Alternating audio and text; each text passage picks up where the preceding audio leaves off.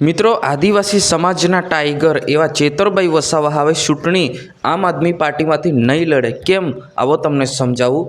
મિત્રો, વાત કરવામાં આવે તો ગઈકાલે સુરત ખાતે આમ આદમી પાર્ટીની સભા કરવામાં આવી હતી, મિટિંગ કરવામાં આવી હતી. એમની અંદર ધારાસભ્ય ચેતરભાઈ વસાવાને નહોતા બોલાવવામાં આવ્યો અને આમંત્રણ પણ આપવામાં નહોતું આવ્યું. કેમ કે એવું થઈ શકે કે હવે ધારાસભ્ય ચેતરભાઈ વસાવાને ટિકિટ મળવાનું મુશ્કેલ છે. જી હા, નમસ્કાર, હું શૈલેષ ભીલ. તમે જોઈ રહ્યા છો ઈકે ચેનલ. વિડીયોને અંત સુધી જોજો ને આપણી ચેનલ પર નવા આવો તો ચેનલને સબસ્ક્રાઈબ કરીને લાઇક કરી નાખજો. મિત્રો, આપણું તમને ખબર છે કે આપણે ગુજરાતભરની માહિતી તમારા સુધી પહોંચાડવાનું કામ અમે કરી રહ્યા છીએ. હવે મિત્રો, વાત કરવામાં આવે તો આપણે તો જાણીએ છીએ મિત્રો કે અત્યારે જે ગુજરાતની અંદર નામ ચાલતું હોય તો ચેતરભાઈ વસાવાનું, પરંતુ અત્યારે જે એમની જ પાર્ટી એમને બાકાત કરવાની વાત કરી રહી છે, એમની જ પાર્ટી એમને વિરુદ્ધ કરી રહી છે.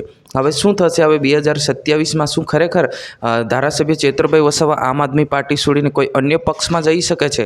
હા, આપણા હિસાબથી કહી શકીએ છીએ. કેમ કે અત્યારે જે મિટિંગો ચાલી રહી છે એમને બોલાવવામાં નથી આવી રહ્યા છે અને એમને આમંત્રણ પણ નથી આવી રહ્યું છે, આપવામાં નથી આવી રહ્યું છે. અત્યારે માનવામાં આવે તો ગઈકાલની જ વાત કરીએ મિત્રો કે ગઈકાલે સુરત ખાતે બે મુખ્યમંત્રી આવ્યા હતા, તોય છતાં એમને બોલાવવામાં નહોતા આવ્યા.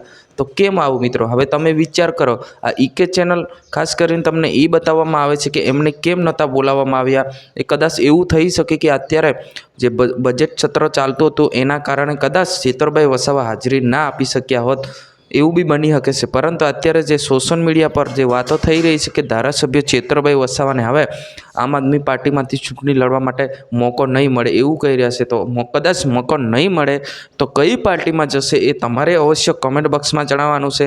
ઈકે ચેનલ જે માહિતી મળી રહી છે એ જ માહિતી તમારા સુધી પહોંચાડવાનું કામ કરી રહ્યા છે. તો ફટાફટ ચેનલને સબસ્ક્રાઈબ કરી નાખો અને શું આગળ પ્લાન છે એ પણ તમને જરૂરથી બતાવીશું. જય હિન્દ, વંદે માતરમ.